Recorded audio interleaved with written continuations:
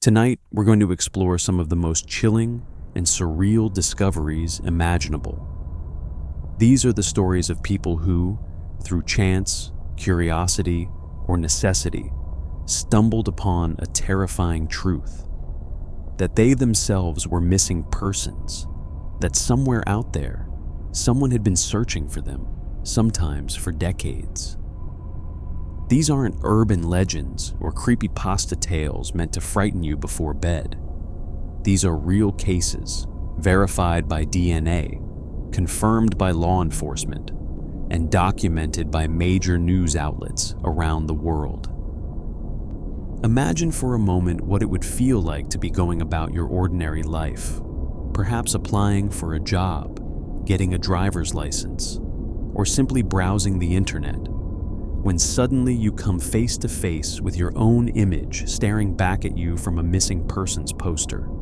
Imagine the wave of confusion, disbelief, and slowly dawning horror as you realize that the life you thought you knew, the family you thought was yours, was built on a foundation of deception. For the people in these stories, that nightmare became reality. So settle in, get comfortable, and let's journey together through these extraordinary tales of stolen identities, hidden pasts, and the remarkable individuals who discovered the truth about who they really were. The story of Carlina White begins in the summer of 1987 in the bustling Harlem neighborhood of New York City. This was a time when the city was experiencing both tremendous energy and significant challenges.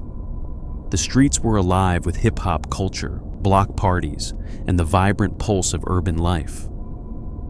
But beneath the surface, crime rates were climbing, and many families struggled to make ends meet.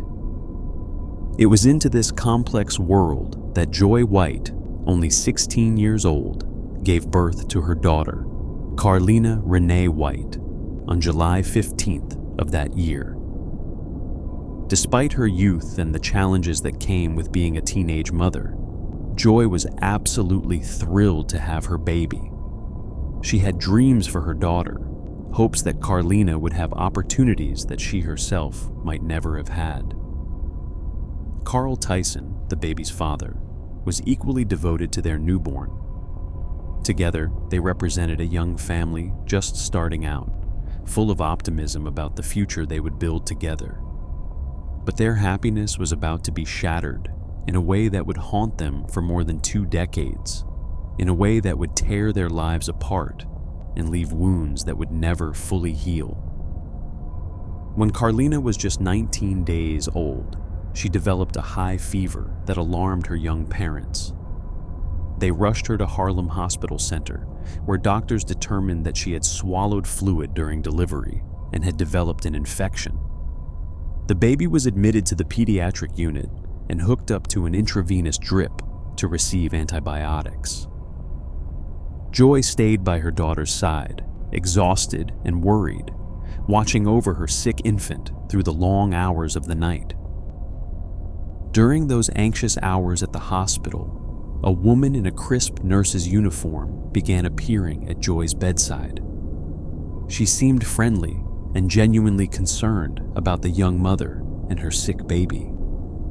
She spoke softly, offered sympathetic words of comfort, and seemed to understand exactly what Joy was going through. In the chaos of the pediatric unit, with nurses and doctors coming and going at all hours, there was nothing unusual about one more person in hospital attire showing interest in a patient.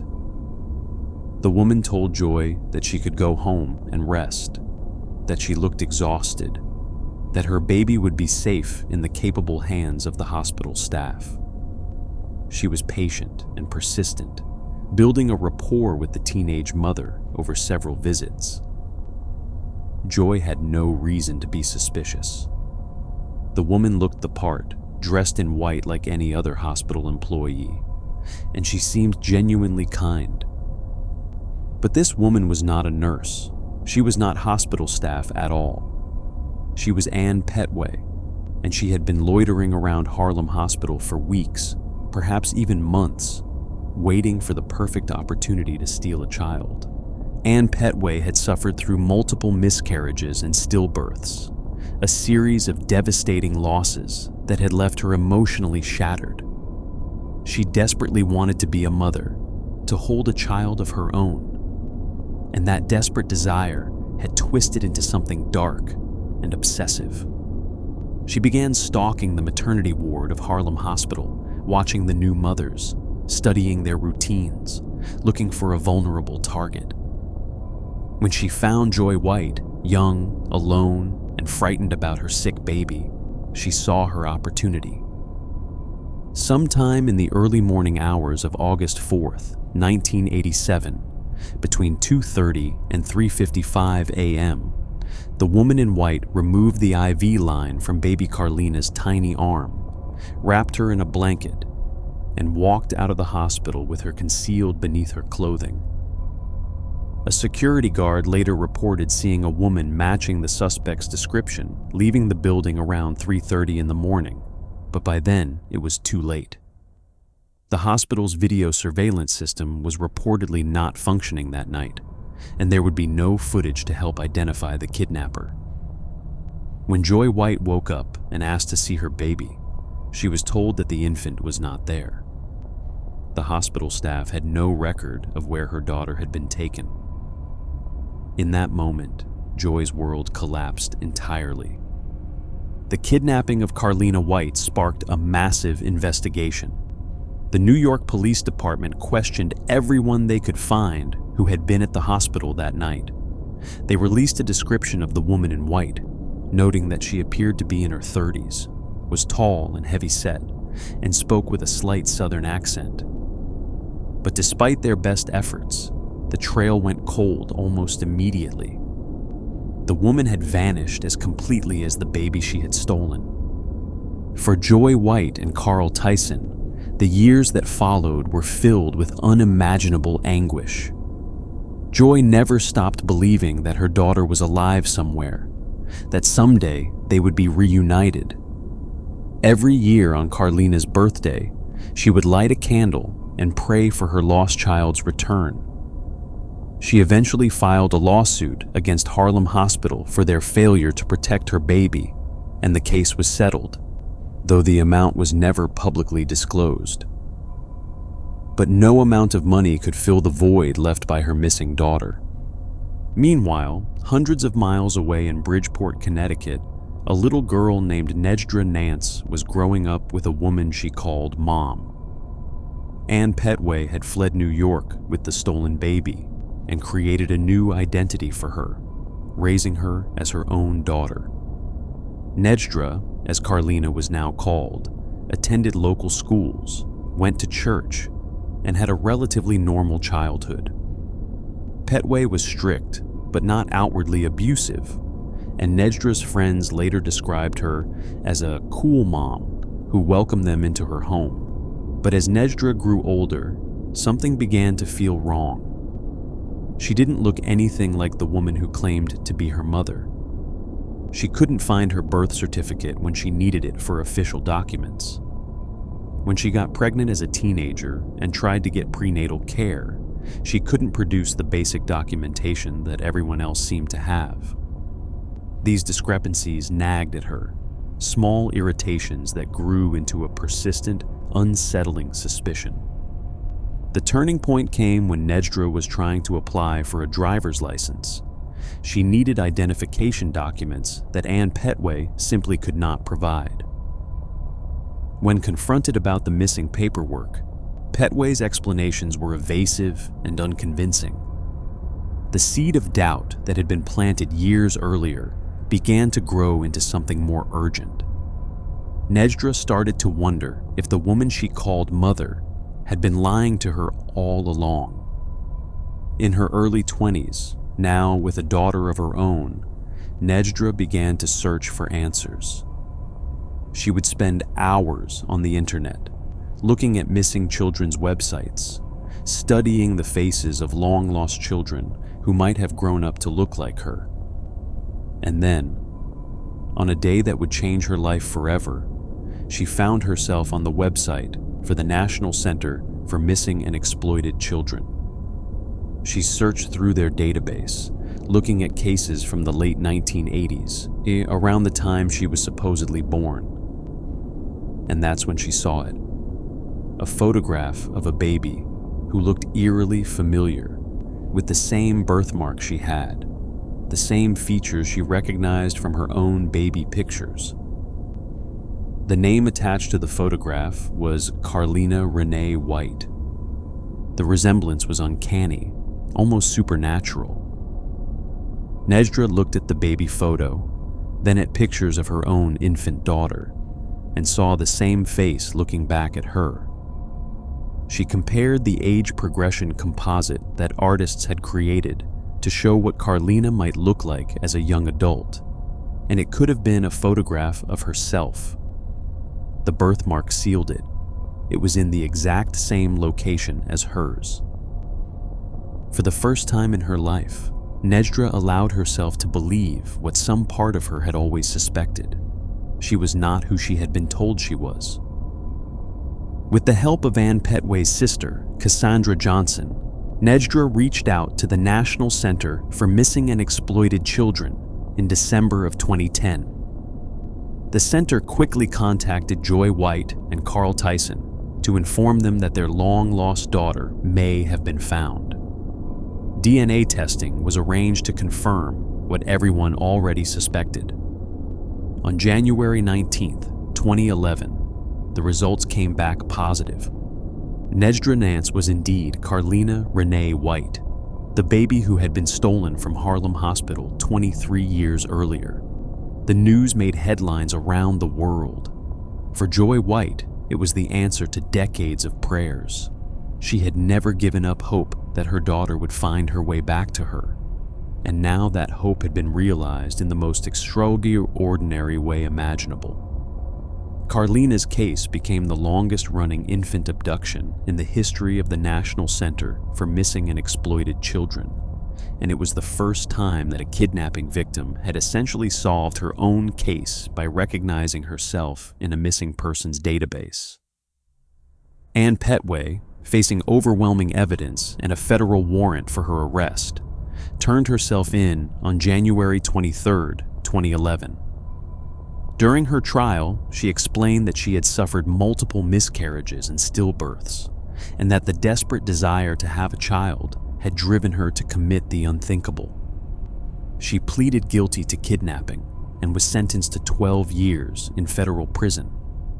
Carl Tyson, Carlina's biological father, said he thought the sentence was too lenient, that Petway should have received a year for every year she had stolen his daughter from him.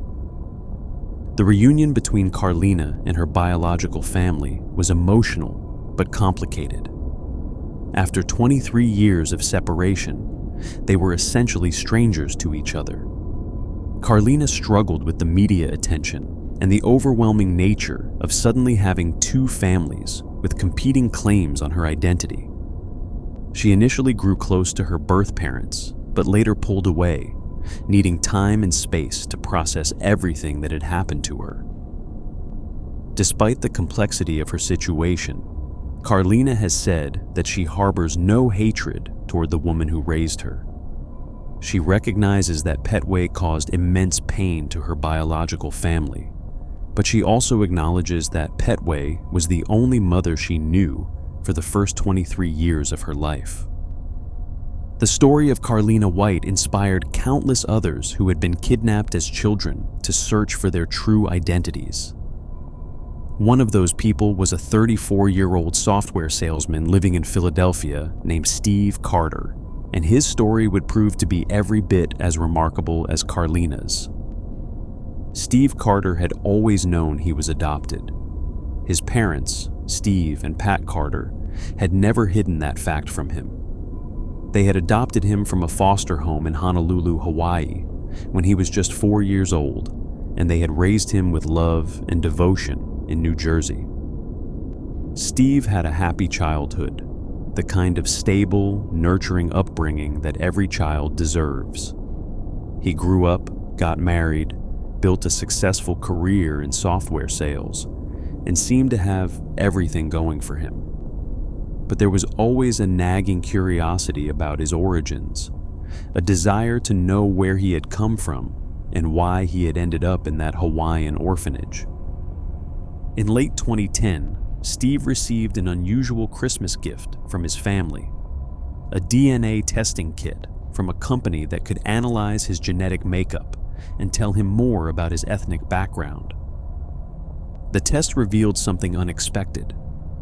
Despite having been told that his birth father was of native Hawaiian descent, Steve's DNA showed that he was primarily of Scandinavian origin. This didn't match the story he had been given about his origins at all. The discrepancy planted a seed of doubt in his mind, a suspicion that something wasn't quite right about the circumstances of his early life. A few weeks later, in January of 2011, Steve was getting ready for work when he happened to catch a news segment on CNN. The story was about Carlina White, the woman who had discovered her own kidnapping by finding her baby photo on a missing children's website. Something about the story resonated with Steve on a deep level. He felt an inexplicable urge to investigate his own past, to see if there might be more to his story than he had been told. That evening, Steve sat down at his computer and navigated to the website for the National Center for Missing and Exploited Children. He began searching through their database of long-term missing children, filtering by location, year of birth, and physical description. He searched for cases involving male children who had gone missing from Hawaii in the late 1970s. And then, among the thumbnails of missing children's photographs, he saw something that made his blood run cold. There was a photograph of a baby, along with an age progression composite showing what that baby might look like as an adult. The composite looked remarkably like Steve himself. The baby's name was Marx Panama Moriarty Barnes, and he had been reported missing from Hawaii in 1977. The birth date listed was just one day different from Steve's own birthday. The coincidences were too numerous to ignore. Steve immediately called his friends and family, asking them to look at the photographs and tell him what they thought. Everyone who saw the images agreed. The resemblance was uncanny.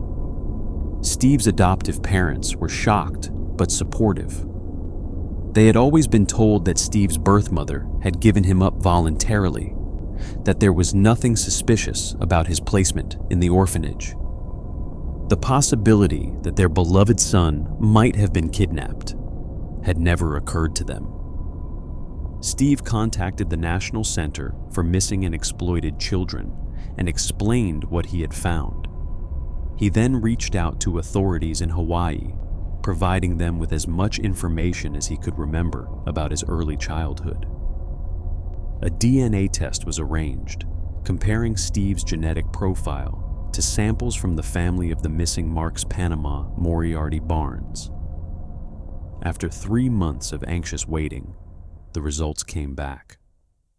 Steve Carter was not Steve Carter at all. He was Marx Panama Moriarty Barnes, a child who had been missing for 34 years.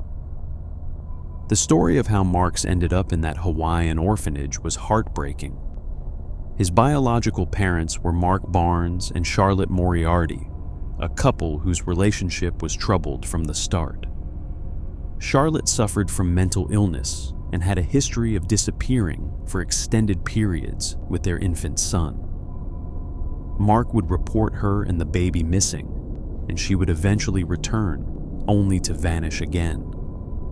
But one day in 1977, when Marx was only a few months old, Charlotte took him and never came back. Charlotte was eventually found by police in a house where she didn't belong. She was arrested and taken to a mental health facility, where she gave the authorities a false name, Jane Amaya. She told them that her baby's name was Tenzin Amaya and provided a birth date that was 1 day off from Marx's actual birthday. Unable to verify her story or identify the baby's father, authorities made the child a ward of the state. He spent 3 years in foster care before being adopted by Steve and Pat Carter, who gave him a loving home but had no idea they were raising a kidnapped child. Steve, now confirmed to be Marx Panama Moriarty Barnes, reached out to his biological father and discovered that he had siblings he had never known about. Mark Barnes had never stopped searching for his missing son, never stopped hoping that one day they would be reunited. The reunion was emotional, a mixture of joy and grief for all the years they had lost. Steve has said that while he was initially overwhelmed by the discovery, he now sees it as a blessing. He had a wonderful life with his adoptive family, and now he has the bonus of knowing his biological family as well. The case of Marx Panama Moriarty Barnes became one of the most celebrated recoveries in the history of the National Center for Missing and Exploited Children.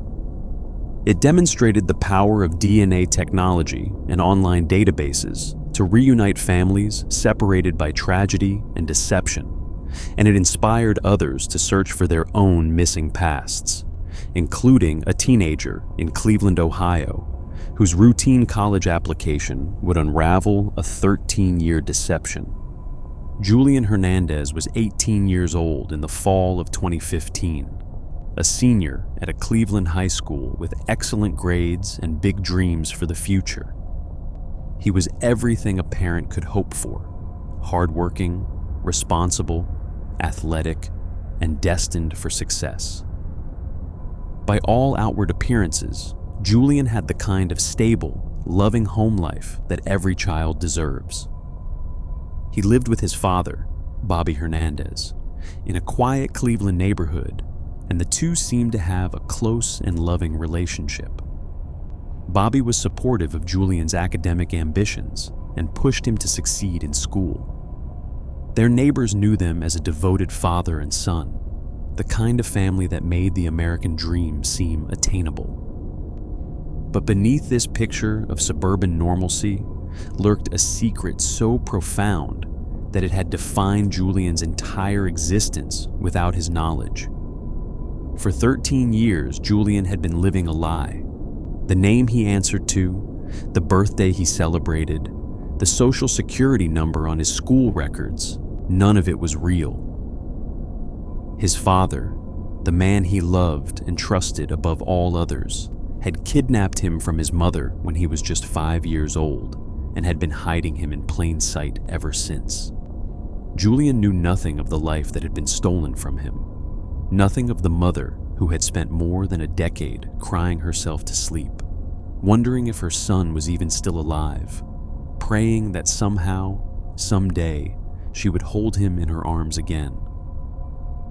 The unraveling began innocuously enough, in the guidance counselor's office at Julian's high school, during what should have been a routine meeting about college applications.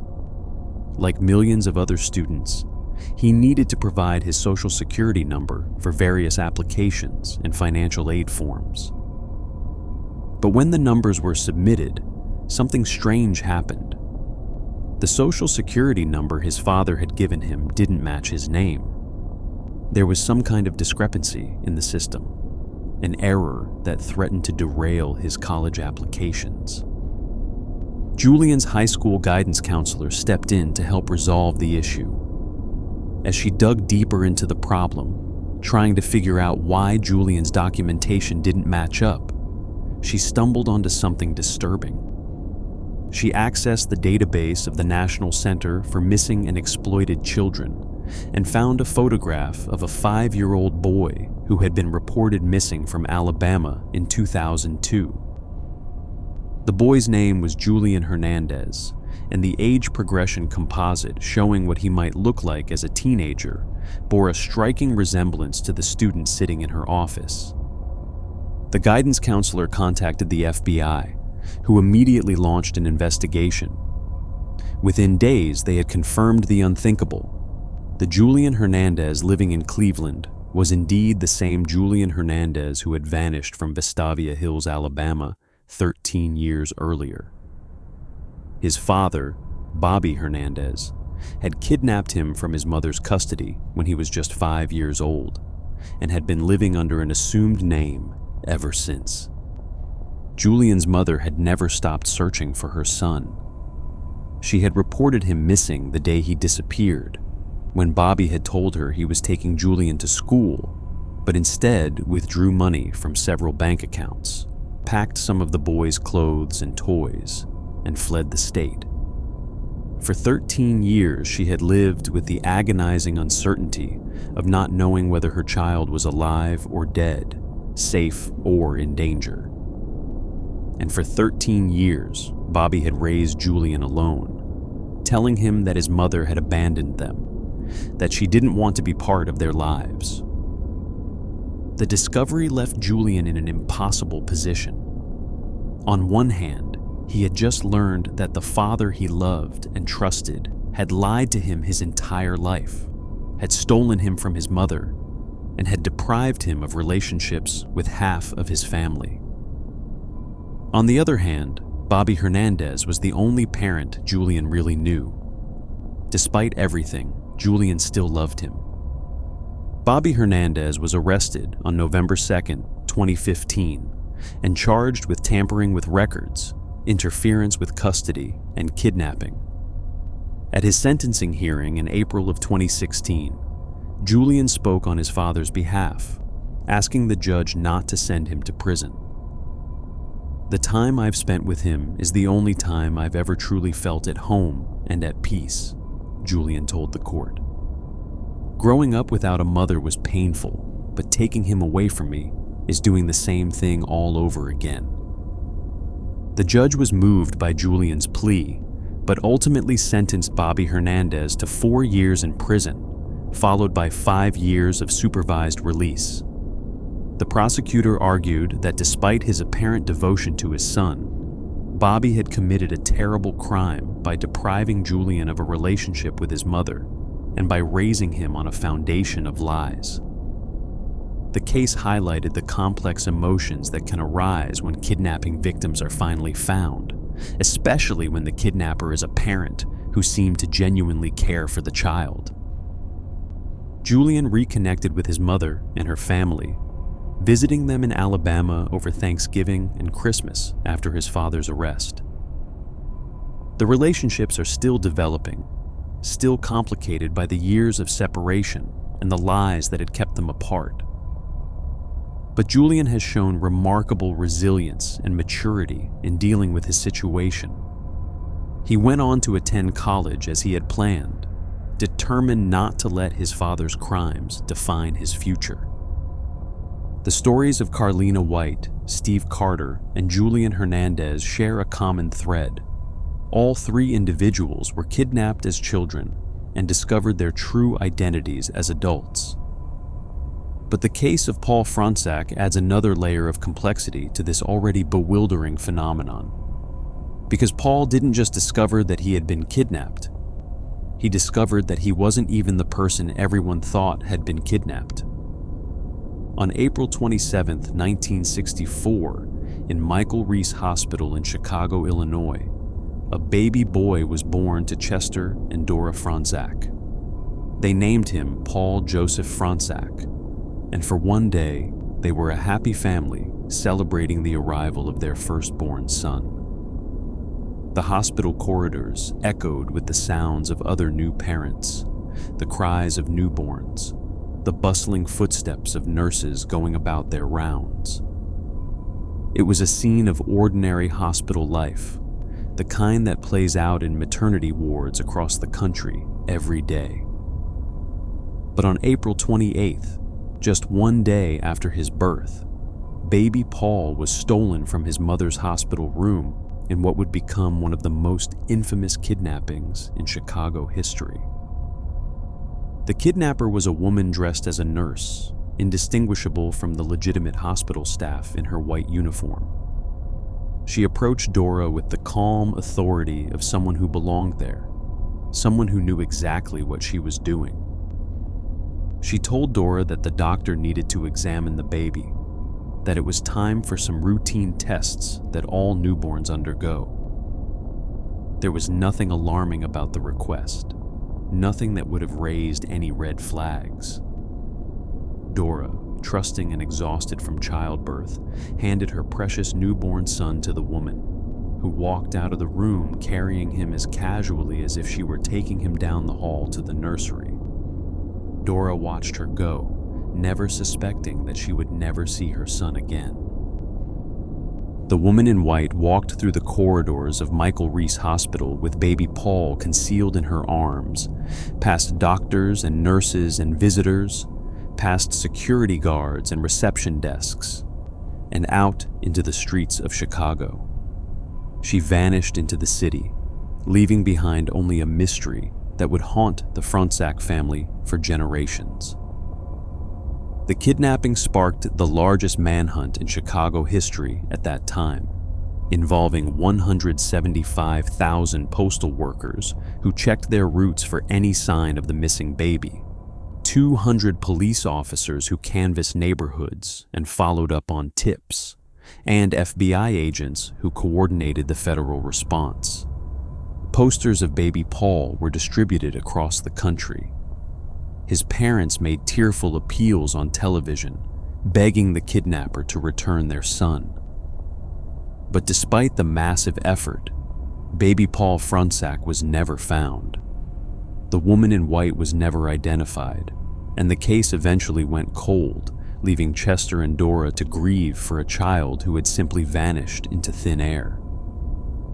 Then, in August of 1965, more than a year after the kidnapping, a toddler was found abandoned outside a store in Newark, New Jersey. The boy appeared to be about the right age, and authorities noted that his ears were shaped similarly to those of the missing Fronczak baby. In that era, before DNA testing was available, ear shape was considered a reliable means of identification. The FBI told Chester and Dora that they believed they had found their son. The reunion was joyful and widely publicized. The Fronczaks took the boy home to Chicago, adopted him formally since they couldn't prove he was theirs, and raised him as Paul. He had a loving childhood, grew up in the suburbs, and became a well-adjusted adult who eventually married and had a daughter of his own. But throughout his life, Paul had always felt like something was slightly off, like he didn't quite fit with his family. He didn't look like either of his parents. He didn't share their interests or mannerisms. And at the back of his mind, there was always a nagging question about whether he was really who everyone said he was. When Paul was 10 years old, he was searching through a crawl space in his home, looking for hidden Christmas presents, when he found a box of old newspaper clippings. The headlines told the story of his own kidnapping and recovery, a story his parents had never fully shared with him. He brought the clippings to his mother, who scolded him gently. "Yes, you were kidnapped," she said. "We found you, we love you, and that's all you need to know." But Paul never forgot what he had found in that crawlspace. The questions never went away. In 2012, nearly 50 years after his supposed recovery, Paul decided to take an over-the-counter DNA test. He was approaching 50 years old, married with a child, and he felt he had a right to know the truth about his origins. He asked his aging parents if they would provide DNA samples for comparison. They agreed reluctantly, clearly uncomfortable with the idea of revisiting that painful chapter of their lives. But after they returned home, they called Paul and asked him not to send in the samples. They didn't want to know the answer. Paul was torn. He understood his parents' feelings, their fear of what the test might reveal. But his need to know was overwhelming. After struggling with the decision, he sent the samples in anyway. When the results came back, they confirmed his worst fears and his deepest suspicions. There was no remote possibility that he was the biological child of Chester and Dora Fronczak. He was not baby Paul. He never had been. The revelation shattered Paul's sense of identity. Everything he thought he knew about himself, from his birthday to his family history, was suddenly called into question. His parents were furious with him for going behind their backs with the DNA test, and they didn't speak to him for over a year. But Paul felt he had no choice. He had to know who he really was. With the help of volunteer genealogists from a group called the DNA Detectives, Paul began the painstaking process of building his family tree through genetic matches. The work took years, but in June of 2015, they finally identified him. His birth name was Jack Rosenthal, and he had been born in Atlantic City, New Jersey, in October of 1963, about 6 months before the real Paul Fronczak was kidnapped from that Chicago hospital. He had a twin sister named Jill, and both of them had seemingly vanished from their family around the time Jack was abandoned in Newark.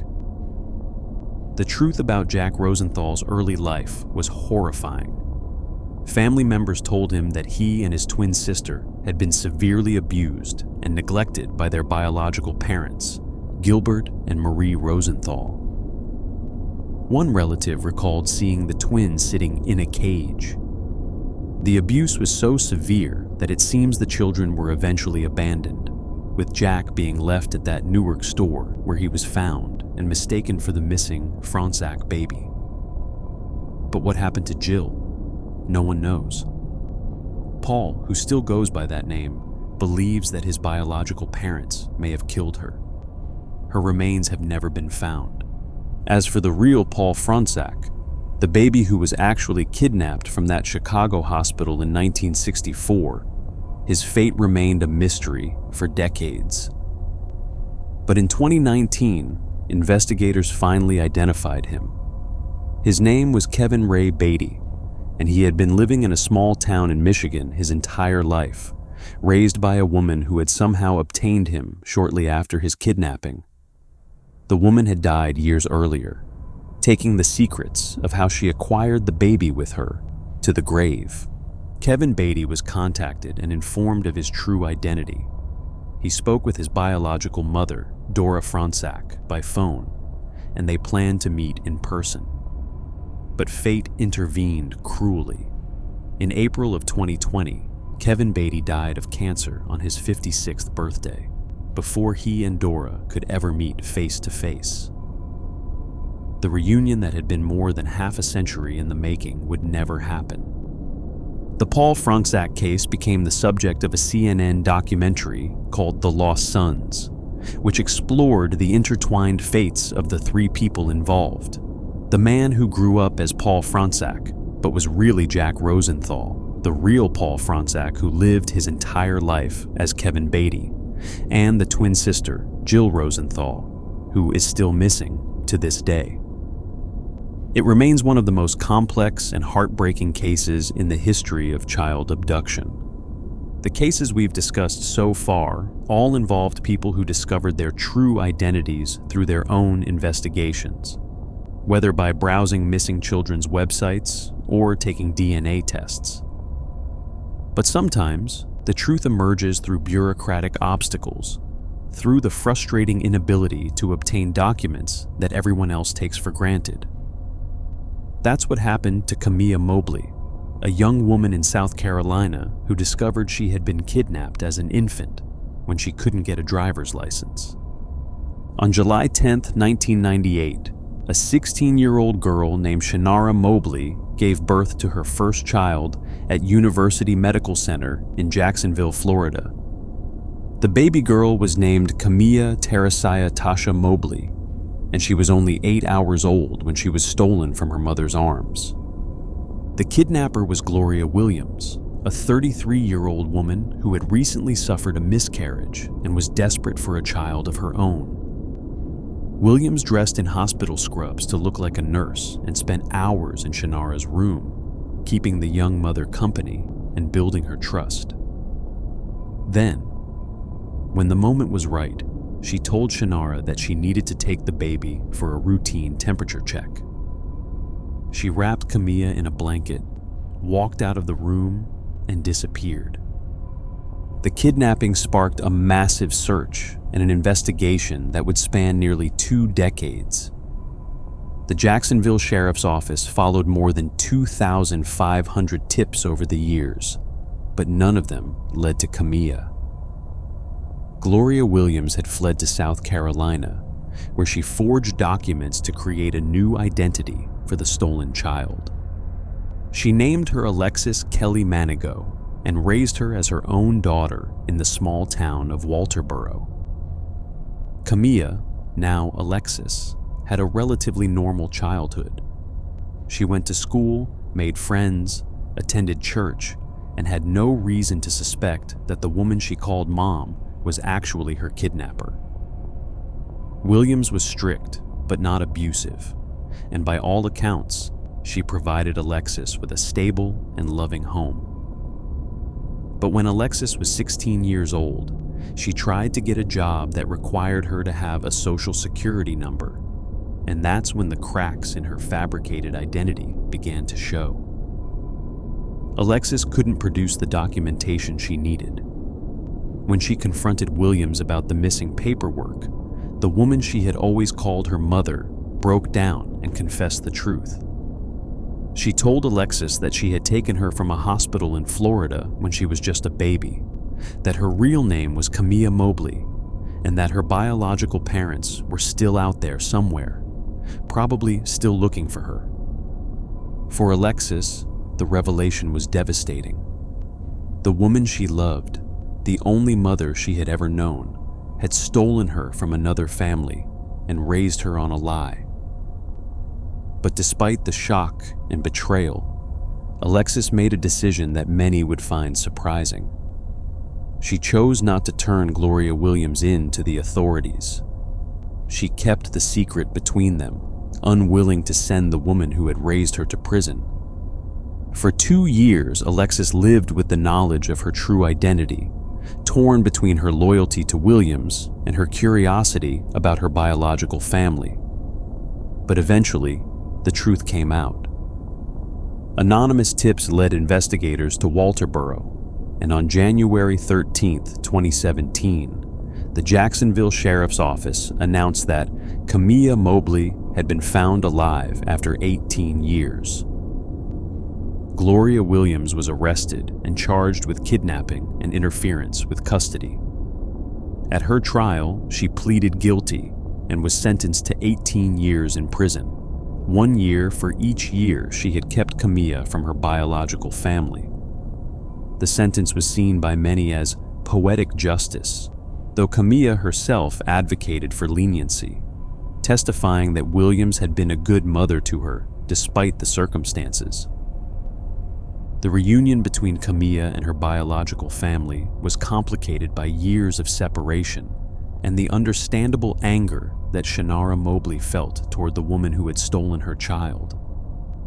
Kamiyah found herself caught between 2 families, 2 identities, and 2 versions of herself. She now answers to both names, Kamiyah and Alexis, depending on which family she's with. She still maintains contact with Gloria Williams, visiting her in prison and calling her Mama, while also building relationships with her biological parents and siblings in Florida.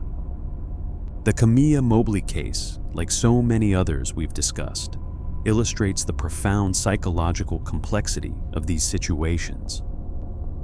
The victims of child kidnapping often develop deep bonds with their abductors, especially when those abductors are the only parents they've ever known. They experience a form of identity crisis that most people can barely imagine, forced to reconcile 2 completely different versions of their lives. But not all cases of stolen identity involve kidnapping in the traditional sense. Sometimes children are taken by people who genuinely believe they have a right to them, or who convince themselves that they're acting in the child's best interest. And sometimes, the truth only emerges generations later, when DNA testing reveals secrets that were buried more than a century ago. In August of 1912, a 4-year-old boy named Bobby Dunbar disappeared during a family fishing trip to Swayze Lake in Louisiana. His parents, Percy and Leslie Dunbar, searched frantically for their son, and their desperate plea for help made headlines across the country. Hundreds of volunteers joined the search, dragging the lake with nets and dynamite, hoping to find the boy's body if he had drowned. But no trace of Bobby was ever found. 8 months later, in April of 1913, authorities in Mississippi discovered a traveling handyman named William Cantwell Walters in the company of a young boy who matched Bobby's description. The boy had blue eyes and blonde hair, the same general features as the missing Dunbar child. Walters was arrested, and the Dunbars were summoned to identify the boy. What happened next would become one of the most disputed custody cases in American history. The Dunbars initially expressed doubt about whether the boy was their son. Percy reportedly said that the child's eyes were smaller than Bobby's, and neither parent immediately recognized him. But the next day, after bathing the boy, Leslie claimed to have found moles and scars that she recognized as Bobby's, and she declared that he was indeed her son. Meanwhile, a woman named Julia Anderson arrived from North Carolina, claiming that the boy was actually her son, Bruce. Anderson said that she had allowed Walters to take Bruce on a short trip to visit his relatives, and that the trip had simply extended longer than expected. She insisted that the boy the Dunbars had claimed was not Bobby Dunbar, but her own child, Bruce Anderson. The case went to court, and in the end, the Dunbars prevailed. They were a respectable, well-to-do family, while Julia Anderson was a poor, unmarried woman with multiple children by different fathers.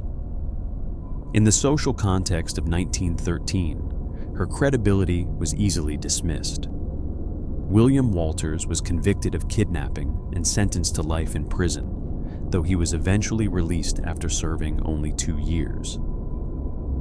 The boy was raised as Bobby Dunbar, and Julia Anderson returned to North Carolina without her child. Bobby Dunbar grew up, married, had children of his own, and died in 1966, apparently never knowing that his true identity had been disputed. But in 1999, one of his granddaughters, Margaret Dunbar Cutright, began investigating the family history and discovered the controversy surrounding her grandfather's identity. She reached out to the descendants of Julia Anderson and proposed a DNA test to settle the matter once and for all. In 2004, the results came back. Bobby Dunbar Jr., the son of the man who had been raised as Bobby Dunbar, was not genetically related to the descendants of Bobby's supposed brother, Alonzo.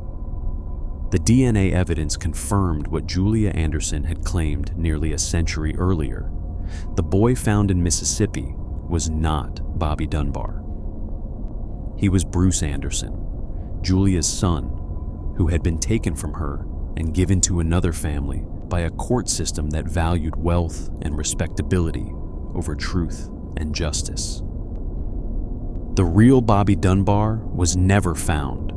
His granddaughter believes he most likely fell into Swayze Lake during the fishing trip and was eaten by an alligator, his remains lost forever in the Louisiana wilderness.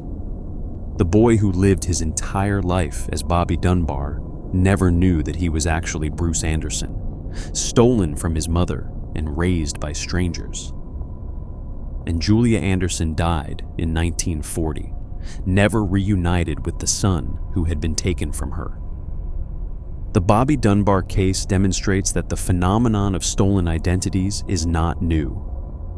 For as long as children have gone missing, there have been desperate families willing to claim any child who resembles their lost one. And for as long as there have been courts, there have been unjust rulings that separate children from their biological families based on prejudice and social standing rather than truth and evidence. Perhaps the most disturbing case we'll explore tonight involves not just a stolen identity, but a connection to one of America's most prolific serial killers. It's the story of a woman who spent decades not knowing who she really was, only to discover that the man who claimed to be her father was actually her kidnapper, a monster who had murdered her mother and countless others. Dawn Bowden was just 6 months old in November of 1981 when she and her mother, Denise Bowden, disappeared from Manchester, New Hampshire. It was just before Thanksgiving, a time when families across America were preparing to gather around dinner tables and count their blessings. Denise was 23 years old, a young mother trying to build a life for herself and her infant daughter. She had been dating a man who introduced himself as Bob Evans, a seemingly charming handyman who had found work at a local mill. On the surface, he appeared to be exactly what Denise needed, a stable, hard-working man who could help her raise her baby. Denise's family was told that she had left town with Bob and the baby because they owed people money and needed a fresh start. It was a plausible enough explanation at the time. Money troubles were common, and young couples often moved around in search of better opportunities. No missing persons report was filed because no one suspected anything was wrong. The family assumed Denise would eventually resurface, that she would call or write once she got settled in her new location, that it was just a temporary absence that would resolve itself in time. But Denise never came back, and neither did her baby daughter. Weeks turned into months, months into years, and eventually the family had to accept that something terrible had happened to Denise and Dawn. They just didn't know what or who was responsible. What no one knew at the time was that Bob Evans was actually Terry Peter Rasmussen, a drifter with a history of violence and deception who would eventually be identified as one of the most prolific serial killers in American history. Rasmussen was a chameleon, a man who moved through life under a constantly shifting array of false names and fabricated backstories. He preyed on vulnerable women, inserting himself into their lives, winning their trust, and then destroying them when they were no longer useful to him. He murdered Denise Bowden shortly after they left Manchester, disposing of her body in a location that has never been discovered. But for reasons that remain unclear, he kept her infant daughter alive. Perhaps he saw the child as a prop that would make him appear more trustworthy, more like a normal family man. Perhaps he had developed some twisted attachment to her. Whatever his reasoning, he raised her as his own child under a series of assumed names, dragging her along as he moved around the country, leaving a trail of victims in his wake. In 1985, Rasmussen was arrested in California under the name Curtis Kimball for drunk driving and endangering the welfare of a child. The child in his car was listed as Lisa. He failed to appear in court and disappeared again, this time taking on the alias Gordon Jensen. In 1986, he abandoned 5-year-old Lisa at an RV park in Scotts Valley, California, leaving her with a couple who he said might want to adopt her. Then he vanished, and Lisa was placed in foster care. When social workers asked Lisa about her family, she made a chilling statement. She said she had siblings, but they had died from eating grass mushrooms while out camping. Investigators would later speculate that this cryptic comment referred to other children Rasmussen had murdered, though their identities have never been confirmed. Lisa grew up in foster care and was eventually adopted. She knew very little about her early life, only that a man named Gordon Jensen had claimed to be her father and then abandoned her.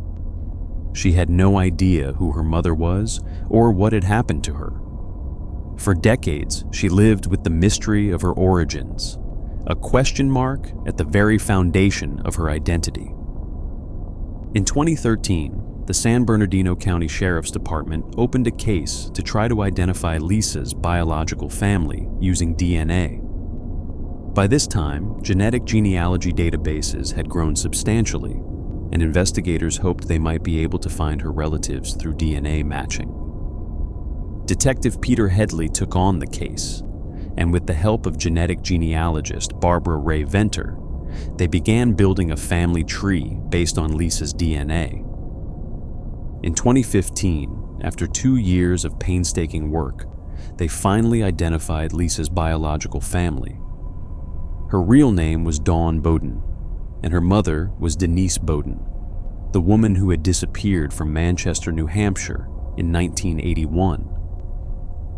When investigators showed Dawn's grandfather a mugshot of the man he had known as Bob Evans, he identified him immediately. The man who had claimed to be Dawn's father was actually Terry Rasmussen, and he had almost certainly murdered Dawn's mother. For Dawn Bowden, the discovery was both a relief and a horror. She finally knew who she was, finally had answers to the questions that had haunted her entire life. But those answers came with a terrible revelation. The man who had raised her for the first 5 years of her life was a serial killer, and her mother was one of his victims. Denise Bowden's body has never been found.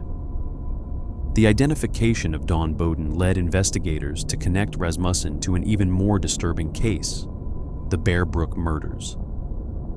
In 1985 and 2000, the bodies of 4 people had been discovered in barrels in Bear Brook State Park in Allenstown, New Hampshire. The victims were a woman and 3 children, all of whom had been murdered by blunt force trauma. For decades, their identities had remained unknown. Using DNA analysis, investigators determined that Rasmussen was the father of one of the child victims, a girl who became known as the middle child because of her age relative to the others. In 2019, the adult victim and 2 of the children were finally identified as Marlis Elizabeth Honeychurch and her daughters, Marie Elizabeth Vaughn and Sarah Lynn McWaters, who had disappeared from California in 1978. Terry Rasmussen died in prison in 2010, having been convicted of murdering another girlfriend in California. He never confessed to the Bear Brook murders or to killing Denise Bowden, and he never revealed the true identities of all his victims. The 4th child in the barrels, Rasmussen's own daughter, was not identified until September 2025, when DNA analysis revealed her to be Rhea Rasmussen, born in 1976. Her mother, a woman named Pepper Reed, has been missing since 1975. Dawn Bowden's case was groundbreaking in the field of forensic genealogy. It was one of the first times that genetic genealogy had been used to help law enforcement identify a victim and link a suspect to multiple crimes. The same techniques would later be used to identify the Golden State Killer and countless other criminals whose cases had gone cold. For Dawn, who still prefers privacy and has asked not to have her personal details widely shared, the discovery of her true identity brought a measure of closure. She was finally able to connect with her extended family, the relatives who had wondered for decades what had happened to Denise and her baby. But the wounds left by Terry Rasmussen's crimes will never fully heal. Her mother is still missing, still waiting to be found and laid to rest. As we come to the end of our journey through these extraordinary stories, we're left with more questions than answers. How many other people are out there living under false identities, their true origins hidden by kidnapping, deception, or bureaucratic error? How many families are still searching for children who were taken from them decades ago? And how many of those missing children will someday stumble upon their own missing persons posters, just as Carlina White, Steve Carter, Julian Hernandez, and the others did? The National Center for Missing and Exploited Children reports that at any given time, tens of thousands of people are listed as missing in the United States. Many of these are runaways who will eventually return home, or adults who have chosen to disappear and start new lives. But among those numbers are children who were taken, babies who were stolen from hospitals or snatched from playgrounds, young people who grew up never knowing that somewhere, someone was looking for them. The advancement of DNA technology has given us the tools to find some of these people, to match them with families they never knew existed. But for every case that gets solved, countless others remain open, waiting for the right tip, the right DNA match, the right moment of recognition. The cases we've explored tonight remind us of the fragility of identity, of how easily the story of who we are can be rewritten by others without our knowledge or consent. We take so much for granted about our own histories, our names, our birthdays, our family trees. We assume that the documents in our possession are accurate, that the stories we've been told about our origins are true. But as these cases demonstrate, those assumptions can be shattered in an instant by a DNA test, a missing persons database, or a paperwork discrepancy that opens the door to devastating revelations. These stories also remind us of the enduring power of love, of parents who never stop searching for their lost children, even when all hope seems lost. Joy White lit a candle for Carlina every year on her birthday, never giving up the belief that someday her daughter would come home. Julian Hernandez's mother spent 13 years wondering what had happened to her little boy, refusing to accept that he might be gone forever. And the families of children taken by Terry Rasmussen waited decades for answers that only came through the tireless work of detectives and genetic genealogists who refused to let their cases go cold. Perhaps most importantly, these stories remind us of the resilience of the human spirit. The people we've discussed tonight faced discoveries that would have broken many of us. They learned that their entire lives had been built on lies, that the people they trusted most had deceived them, that their very identities were fabrications. And yet, somehow, they found the strength to rebuild. Carlina White reconciled herself to having two families and two names. Steve Carter embraced both his adoptive parents and his newly discovered biological relatives. Julian Hernandez found it in his heart to forgive his father, even as he reconnected with his mother. Paul Fronczak channeled his confusion and grief into a determined search for truth that ultimately solved 3 separate missing persons cases. These individuals demonstrated that while we cannot choose what happens to us, we can choose how we respond to it. The technology that helped solve these cases continues to advance at a remarkable pace. Genetic genealogy databases grow larger every day as more people submit their DNA for ancestry testing.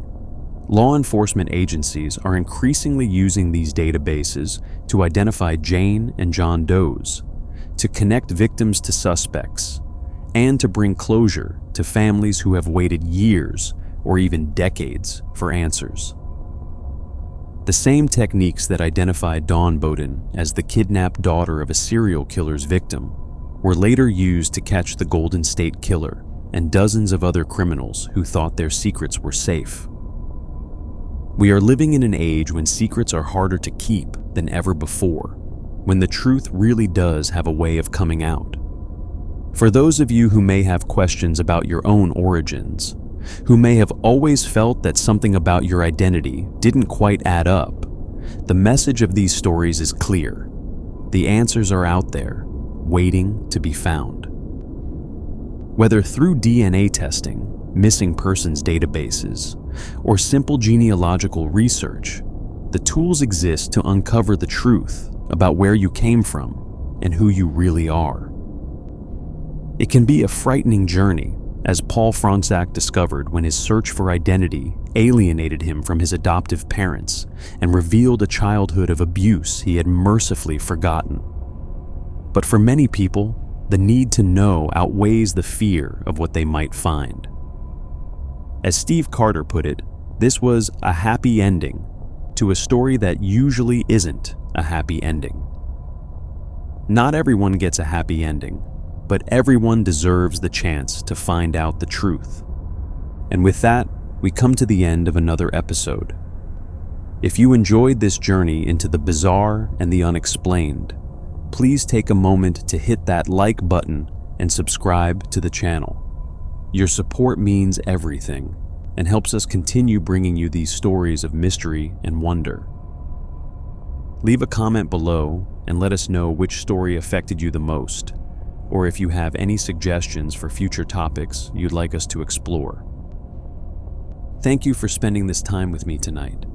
Until next time, sleep well, and may all your mysteries have happy endings.